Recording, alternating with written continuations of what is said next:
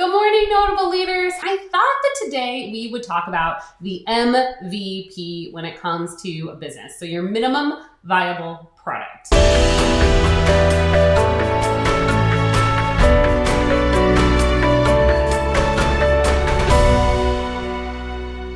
And this can be a couple of things depending on what your business is, but I am in the process of helping launch a new business. So as I think most of you know, my previous business ended. And so I kind of floundered for a little bit and I was like, what am I gonna do? That partnership ended and I had really, for the last year, put in a ton of time, effort, and energy into building out a really incredible system and process for this type of business. And thought, well, why don't I just leverage that and do it again? And eventually maybe even turn it into a product that could be sold later. So back to the MVP, that minimum viable product. This is actually twofold for me. One, I'm doing an MVP in the new business that I'm helping to launch because we want to get that up, going, and launched as quickly as possible. But then also by doing that, it's going to turn into an MVP, a minimum viable product, for me to potentially re-license this system out to other people at a really high ticket price point. So it's very exciting and it's something that I think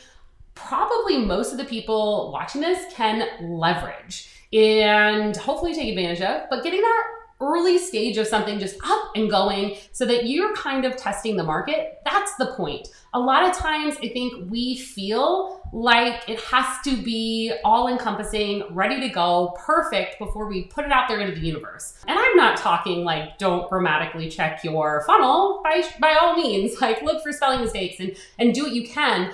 But at the same time, it's more about thinking, what is the absolute bare minimum that I need to get something going? Because when we try to be perfect, a lot of times that holds us back. So instead, this is about thinking, what is the minimum, the absolute minimum to get started? And I think most of you know that I absolutely prefer and love to sell something first, that then that thing pays for the startup fees and all that kind of stuff. So for me, it's really important to go ahead and get something started and then allow that start to then pay for it to get better, right? As I start to have income, I can hire someone to make the copy better. I can hire someone to improve the systems and processes. I can hire someone to make a better funnel. So what do I need right now to get it off the ground at the cheapest possible way, right? That's my goal. And so in this case, and I think for most businesses, you're gonna need a couple of really key things, right? Now, you're gonna need some kind of brand or business name. That's important.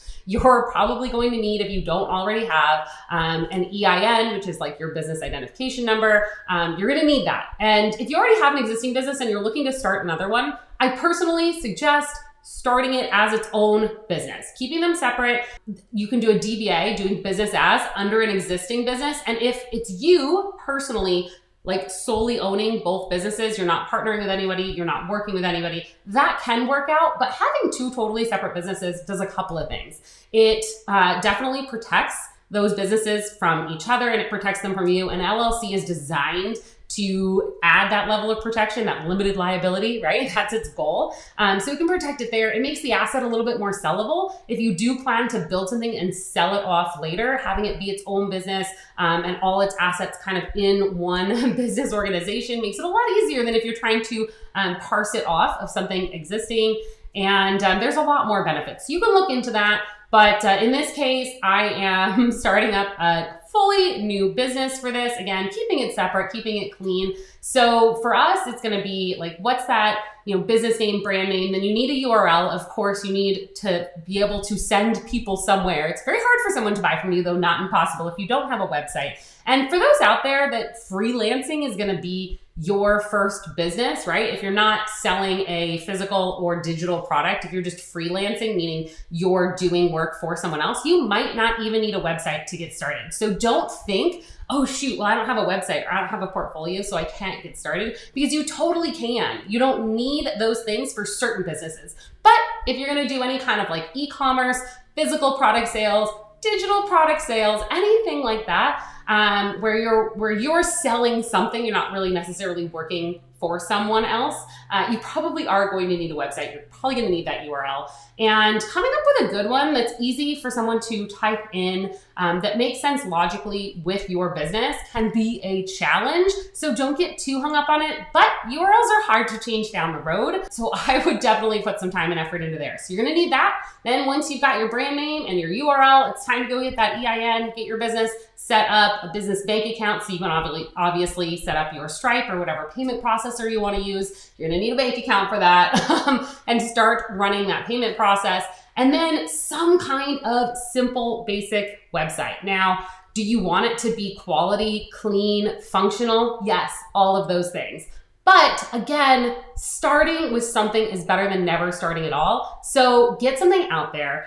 Make it as good as you personally can. Get help here and there when you can. And then as you start to generate an income, that's where you can hire someone to make it even better. I have seen tons of ugly, terrible websites that have sold incredible things, that have done really, really well, and then they can go and hire someone to make it better. So don't think it needs to be perfect before you can start. Realistically, your marketing efforts, how hard you send traffic to that place is more important than what that place is. Now that place matters. If you're sending traffic and it just is not converting, obviously you're gonna need to fix that piece. But at the end of the day, a lot of people really focus on what's my website gonna look like? What's my logo gonna be? This one's so challenging. Don't stress about your logo. This thing is the easiest to change out of everything in your business. You can change your logo at absolutely any time. In fact, the big brands change their logo. Look at Apple. Originally, Apple's logo was like the outline of the apple with like a bite taken out of it back in the Macintosh days. In fact, back in the day, they were called Macintosh, right? They weren't even called Apple. And now they have kind of a restructured, renamed, totally new logo. All that's fine, right?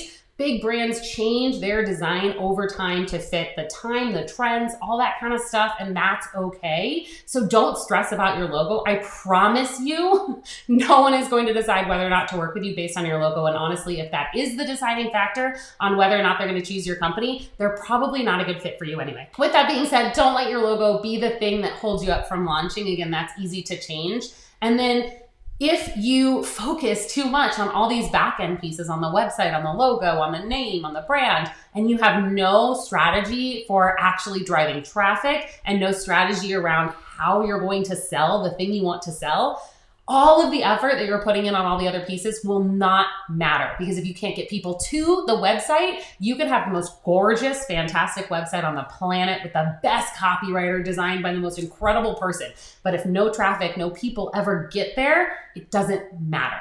And the website itself will never be the thing that attracts someone to it. Nobody's out there on the internet, like literally just scrolling through websites. It's not Tinder for websites out here, right? Nobody's swiping right or left, I don't know, on your website. It matters more that you have a good strategy around how to get people to your offer and that you have a good strategy on how to sell and market your offer. So when it comes back to that minimum viable product, those are the pieces we're looking for. How do we get what is my offer? Number one, what is my offer? What's that thing I'm gonna sell? And I encourage you to start out with one thing. What is the one thing I'm gonna sell? Are lead magnets and upsells and downsells and OTOs and bumps and all those things important? Heck yeah. Do they make more money for your brand and business by having them in your funnel? Of course they do. If that's the thing that's holding you up from launching though, because you're like, ooh, I don't have a solid lead magnet, or I don't have a good bump, or I'm not sure what my OTO is gonna be.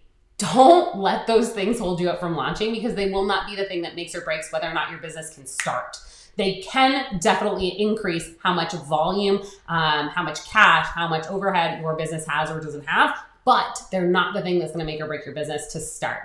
So the biggest thing is, what's that one product that solves the biggest problem for your dream customer? What's that one thing you're gonna sell? And then how are you gonna sell it? How are you gonna market it? What are the things about it that make it unique and special and interesting and exciting that you can talk about? If you don't have testimonials, don't worry about that. Price things out from a I don't have testimonials yet standpoint, right? In a beta, in a discounted fashion where you're looking to prove a concept, and that's okay. I personally love to be really upfront about that kind of thing. Hey, I've been doing this for myself for a really long time successfully, and now I'm ready to bring it to market to see if I can do it for others. So that's why it's really affordable right now.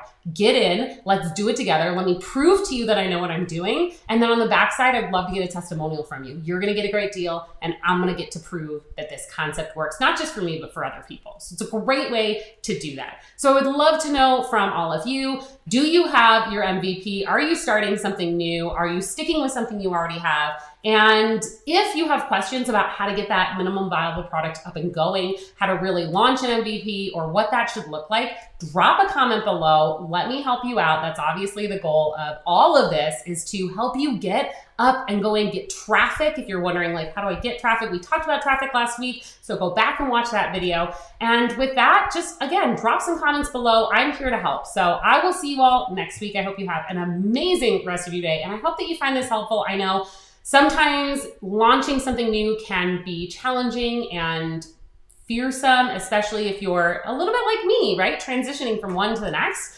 That can be hard. Plus, I'm still running an existing business. This is like a second thing. So that can all be a challenge, but at the same time, it can be a lot of fun. It can really spark some new energy into your entrepreneurial self.